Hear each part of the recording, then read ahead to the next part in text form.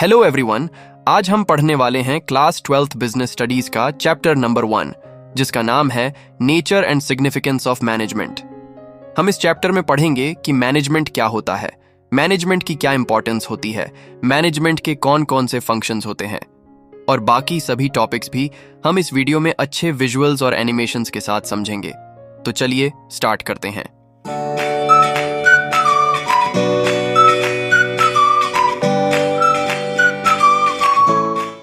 इस चैप्टर का सबसे पहला टॉपिक है कॉन्सेप्ट ऑफ मैनेजमेंट। मैनेजमेंट एक ऐसा प्रोसेस है जिसमें हम अपने रिसोर्सेज जैसे मैन पावर, मनी, मटेरियल का यूज करके अपने गोल्स को इफेक्टिवली और एफिशिएंटली अचीव करते हैं। मैनेजमेंट का काम होता है अलग अलग एक्टिविटीज को एक साथ जोड़ना ताकि सब कुछ प्लान तरीके से हो और टाइम और कॉस्ट दोनों का बेस्ट यूटिलाइजेशन हो सके। अब हम अपना नेक्स्ट टॉपिक पढ़ेंगे, characteristics of management. First, management is a goal-oriented process.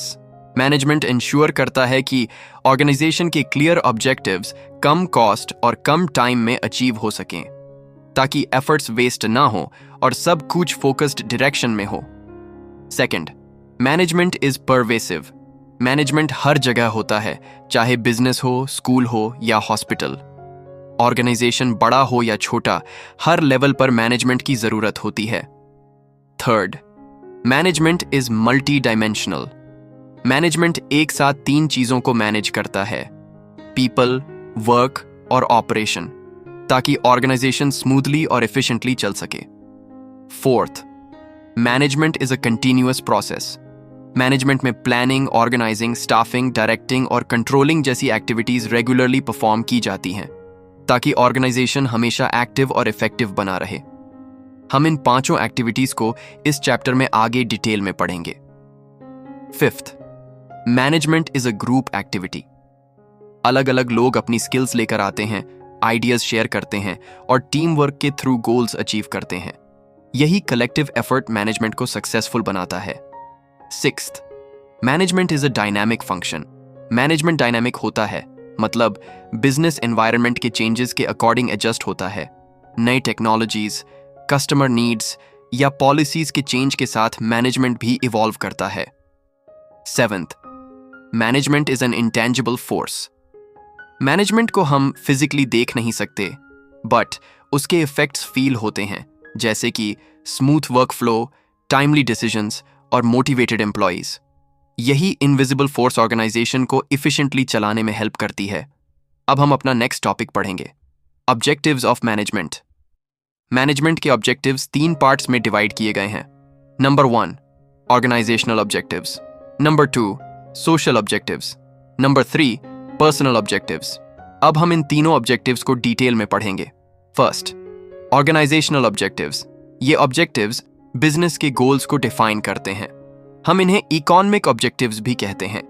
ये ऑब्जेक्टिव्स 3 सब पार्ट्स में डिवाइड होते हैं। पहला, सर्वाइवल। सर्वाइवल का मतलब है बिजनेस का लॉन्ग टर्म चलना। मैनेजमेंट पॉजिटिव डिसीजंस लेकर इंश्योर करता है कि रेवेन्यूज, कॉस्ट कवर हो पाए ताकि बिजनेस सेफ रहे। दूसरा, प्रॉफिट। प्रॉफिट बिजनेस को चलाने और एक्सपैंड करने के लिए फंड प्रोवाइड करता है। मैनेजमेंट का काम होता है कॉस्ट कंट्रोल करके रेवेन्यू बढ़ाना ताकि एक हेल्थी सरप्लस यानी प्रॉफिट जनरेट हो, जो डिविडेंड्स, रिस्क कवर और फ्यूचर इन्वेस्टमेंट्स में काम आता है। तीसरा, ग्रोथ।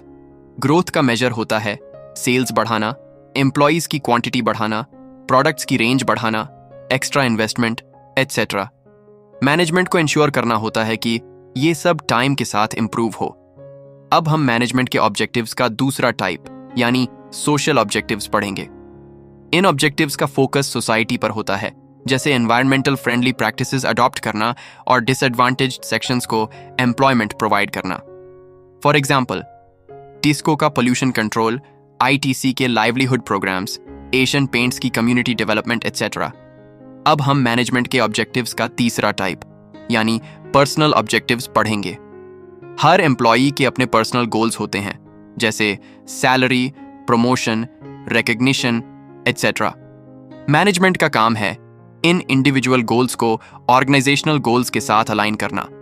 जब पर्सनल और ऑर्गेनाइजेशनल ऑब्जेक्टिव्स अलाइन होते हैं तब मोटिवेशन और प्रोडक्टिविटी दोनों बढ़ जाते हैं। अब हम अपना नेक्स्ट टॉपिक पढ़ेंगे, importance of management. 1. Helps in achieving group goals. Management group में टीम वर्क और कोऑर्डिनेशन क्रिएट करता है, जिससे ऑर्गेनाइजेशन के ओवरऑल गोल्स इफेक्टिवली और एफिशिएंटली अचीव हो सकें। 2. Helps in increasing efficiency. Management resources को बेस्ट पॉसिबल वे में यूज करके कॉस्ट रिड्यूस करता है और प्रोडक्टिविटी बढ़ाता है। 3. Helps in creating dynamic organization. Management employees को चेंज के लिए प्रिपेयर करता है और उन्हें नए सिचुएशंस के अकॉर्डिंग अडेप्ट करने में हेल्प करता है, ताकि ऑर्गेनाइजेशन चेंजिंग एनवायरनमेंट में सर्वाइव और ग्रो कर सके। 4. Helps in achieving personal objectives. Management हर एम्प्लॉय को उसके पर्सनल गोल्स जैसे सैलरी, प्रमोशन अचीव करने में सपोर्ट करता है और साथ में उनके गोल्स को ऑर्गेनाइजेशनल गोल्स के साथ अलाइन रखता है। 5. Helps in development of society. Management high quality products produce करके, एम्प्लॉयमेंट अपॉर्चुनिटीज क्रिएट करके और न्यू टेक्नोलॉजीज अडॉप्ट करके सोसाइटी के डेवलपमेंट में कंट्रीब्यूट करता है। मैनेजमेंट की इंपॉर्टेंस को समझने के बाद अब आप लोगों के माइंड में एक क्वेश्चन आ रहा होगा कि क्या मैनेजमेंट एक आर्ट है, साइंस है या प्रोफेशन है? आइए इसका आंसर जानने के लिए हम अपना नेक्स्ट टॉपिक पढ़ते हैं, नेचर ऑफ मैनेजमेंट। पहला, management as an art. Art का मतलब होता है किसी काम को अपनी स्किल और स्टाइल से करना। अब हम आर्ट के फीचर्स को देखेंगे। 1. Existence of theoretical knowledge. Art सीखने के लिए बुक्स और स्टडी मटेरियल्स जरूरी होते हैं ताकि बेसिक आइडियाज समझ आएं। 2. Personalised application. नॉलेज सबके पास एक जैसी होती है, लेकिन उस नॉलेज को अप्लाई करने का तरीका हर पर्सन का अलग होता है। 3. Based on practice and creativity. हम आर्ट को बार बार प्रैक्टिस कर कर और भी क्रिएटिव बना सकते हैं। मैनेजमेंट में भी बहुत सी बुक्स और थियरीज हैं। हर मैनेजर अपनी क्रिएटिविटी और प्रैक्टिस से अपना स्टाइल बनाता है, इसलिए हम कह सकते हैं कि मैनेजमेंट एक आर्ट है। दूसरा, management as a science. Science का मतलब है ऑर्गेनाइज्ड नॉलेज, जो एक्सपेरिमेंट्स और ऑब्जर्वेशंस पर बेस्ड होती है। अब हम साइंस के फीचर्स को देखेंगे। 1. Systematic body of knowledge. Science की थियोरीज सिस्टमैटिक तरीके से अरेंज होती हैं। 2. Principles are based on experiments and observations. Science के प्रिंसिपल्स रियल लाइफ टेस्ट्स और ऑब्जर्वेशंस पर बेस्ड होते हैं। 3. Universal validity. ये प्रिंसिपल्स आमतौर पर कहीं भी फॉलो किए जा सकते हैं, लेकिन जरूरत पर सिचुएशन के हिसाब से एडजस्ट करने पड़ते हैं। मैनेजमेंट के प्रिंसिपल्स भी समय के साथ टेस्ट और ऑब्जर्व करके बनाए गए हैं। ह्यूमन फैक्टर की वजह से ये थोड़े फ्लेक्सिबल होते हैं, इसलिए हम कह सकते हैं कि management is not a pure science, it is an inexact science और सोशल साइंस। तीसरा, management as a profession. Profession एक ऐसा करियर है जिसमें स्पेशल नॉलेज, रिस्ट्रिक्टेड एंट्री और एथिक्स होते हैं। अब हम प्रोफेशन के फीचर्स को देखेंगे। 1. Well defined body of knowledge. Her profession में एक डिफाइंड सिलेबस और थियरीज का सेट होता है। 2. Restricted entry.